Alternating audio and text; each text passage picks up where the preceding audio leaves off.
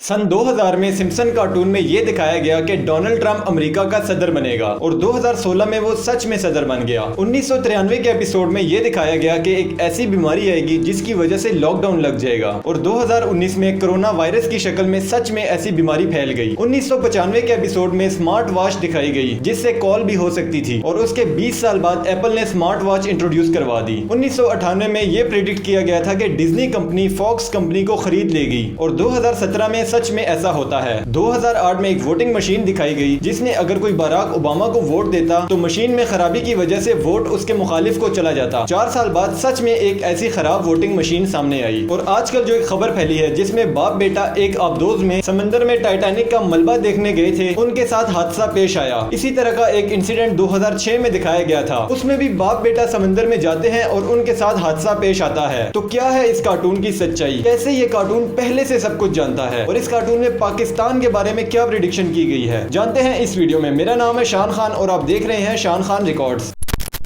इस कार्टून के बारे में जानने से पहले हमें यह जानना होगा कि इसको शुरू किसने किया। सिम्पसन कार्टून को 1989 में मैट ग्रोनिंग नामी एक आदमी ने शुरू किया था। मैट 1954 में अमेरिका में पैदा हुआ था। इसकी माँ अमेरिकन थी और पेशे के लिहाज से टीचर थी और इसका बाप रशियन था और पेशे के लिहाज से फिल्म मेकर और कार्टूनिस्ट था। मजहबी एतबार से मैट खुद को एग्नोस्टिक कहता था। एग्नोस्टिक वो लोग होते हैं जो किसी भी खुदा को इसलिए नहीं मानते क्योंकि इनकी नजर में खुदा को जानना नामुमकिन है, लेकिन ये दोज़ख को जरूर मानता है। मैट बचपन से ही कार्टून बनाता था लेकिन इसका ज्यादा फोकस जर्नलिज्म यानी सहाफत पर भी होता था। शायद यही वजह है कि इस कार्टून में आपको जर्नलिज्म की झलक दिखेगी और ऐसी न्यूज बताई जाएगी जो आगे जाकर सच साबित हो जाती है। तो कितनी प्रेडिक्शंस अब तक सही साबित हुई हैं? एक अंदाजे के मुताबिक 31 से ज्यादा प्रेडिक्शंस अब तक सही साबित हो चुकी हैं। इसमें एक प्रेडिक्शन तो ग्रीस यानी यूनान मुल्क के बारे में भी थी। 2012 के एक एपिसोड में दिखाया गया कि न्यूज में लिखा आता है यूरोप ने ग्रीस को ईबे पर बेचने के लिए लगा दिया। ईबे एक ऐसी वेबसाइट है जहाँ चीजें बेची जाती हैं। 3 साल बाद ग्रीस यूरोप का पहला डेवलप्ड मुल्क था जो कि डिफॉल्ट हुआ। इस कार्टून में पाकिस्तान के बारे में भी प्रेडिक्शन की गई है जो कि बहुत ही खतरनाक है और कोई भी नहीं चाहेगा कि ऐसा हो। कार्टून में बताया गया है कि इंडिया पाकिस्तान के ऊपर न्यूक्लियर बॉम्ब फेंक देगा। Let's start off with a joke. I got one. Give me that. What's the difference between Pakistan and a pancake? I don't know any pancakes that were nuked by India. Ha ha.